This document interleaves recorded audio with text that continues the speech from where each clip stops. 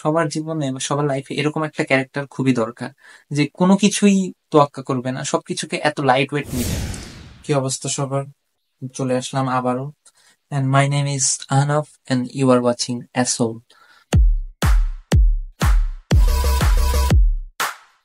তো আজকে যে মুভিটা নিয়ে কথা বলবো, সেই মুভিটা অনেক অনেক আগের বা পুরোনো মুভি, যেটার নাম হচ্ছে ভেজা ফ্রাই।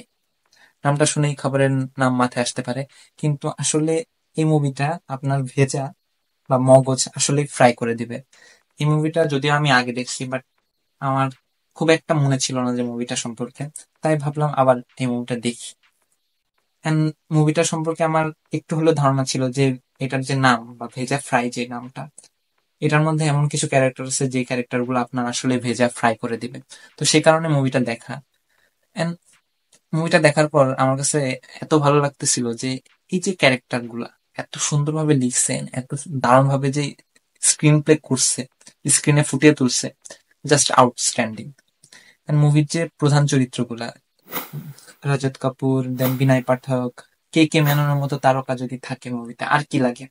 মুভির যে বেসিক স্টোরি বা মুভির যে মেন যে থিম, সেটা খুবই সিম্পল বাট খুবই কমপ্লেক্স বলতে পারি আমার কাছে। তো এটার যে ভেজা ফ্রাই, এই ফ্রাইটা আসলে কার হচ্ছে সেটা আপনি মুভিটা দেখলে বুঝতে পারবেন, যে একটা ক্যারেক্টার কিভাবে আপনার লাইফে এসে আপনার ভেজাটা ফ্রাই করে দিচ্ছে সেটা আপনি নিজেও জানেন না।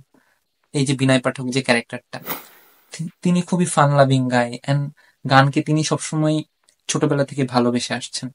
এন্ড যে কোনো জায়গায় তিনি সবার সাথে খুব সহজে মিশে যাচ্ছেন, সহজ সরল, অনেকটাই কি বলে fun loving and song loving বলতে পারি। সং লাভিং, তার গানের কথা বলতেছেন, তার লাইফের স্ট্রাগলের কথা বলতেছেন, সবার সাথে খুব সহজে মিশে যাওয়ার চেষ্টা করতেছেন, এন্ড তিনি খুব সহজেই সবার সাথে মিশে যাচ্ছেন। তিনি কিভাবে মানুষকে বন্ধু বানায় ফেলতেছেন এটা আপনি টেরও পাবেন না। And এই ক্যারেক্টারটা এত ভালো লাগছে যে সবার জীবনে বা সবার লাইফে এরকম একটা ক্যারেক্টার খুবই দরকার, যে কোনো কিছুই তোয়াক্কা করবে না, সবকিছুকে এত লাইট ওয়েট নিবে। এন্ড ক্যারেক্টারটা এত ইন্টারেস্টিং যে যে কোনো ক্যারেক্টারের সাথে সে যতবারই ইন্টারাক্ট করছে, সেই একই গল্প বলতেছে, সেই একই স্টোরি শোনাচ্ছে, সেই একই জিনিস দেখাচ্ছে তাকে, কিন্তু একটাবারও সে কখনোই বিরক্ত হচ্ছে না। হ্যাঁ, সে তার নিজের কথা সে তার নিজের অর্জন সবাইকে দেখাইতে যাচ্ছে, সবাইকে বলতে যাচ্ছে। তো এই জায়গায় আসলে এই ক্যারেক্টারটার সার্থকতা, যে এই ক্যারেক্টারটা এত সুন্দর করে লেখা হয়েছে, and এই ক্যারেক্টারটা কখনো বিরক্ত হয় না। খুবই প্রাণোচ্ছল ক্যারেক্টার। এটা পুরো মুভি জুড়ে আপনাকে মাতিয়ে রাখবেন। মুভিটার রান টাইম খুব বেশি না, 1 ঘন্টা 30 মিনিটের আশেপাশে। মুভিটা আমার দারুণ লাগছে, আসলে আপনার ভেজাটা ফ্রাই করে দিবে। আমাদের অডিয়েন্সের না, মুভিতে যে ক্যারেক্টার গুলো আছে সেই ক্যারেক্টার গুলোর ভেজাটা আসলে ফ্রাই করে দিবে, কিন্তু আপনার দেখতে জাস্ট মজা এসে যাবে।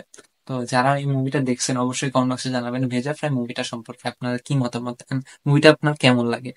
আমার তো মুভিটা দারুণ লাগছে, এন্ড এটার পার্ট 2টা আমি আবারও দেখবো, এন্ড এটারও রিভিউ আসবে। Thank you.